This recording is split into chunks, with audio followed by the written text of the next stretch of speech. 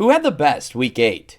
Today we set out to answer that question as usual, starting with all 136 FBS teams and narrowing it down through the process of elimination. For the first criterion, they must have won in Week 8. It always feels good to get a win on a Saturday versus a loss, and that leaves us with these teams. Shout out to Oregon State for getting their first win of the season.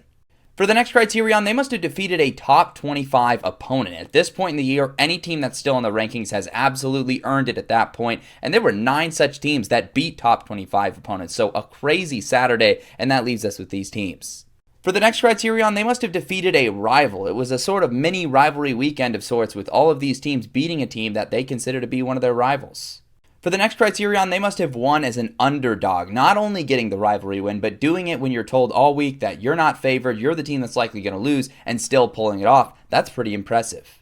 And for the final criterion, they must have ended a drought versus their rival. For UAB, they had not beaten Memphis since 2011. There hadn't been a ton of matchups between the two programs, but it's still a massive win in a rivalry game for a season that has been completely terrible for the rest of the year. So for UAB finally breaking through with an interim, they had the best Week 8.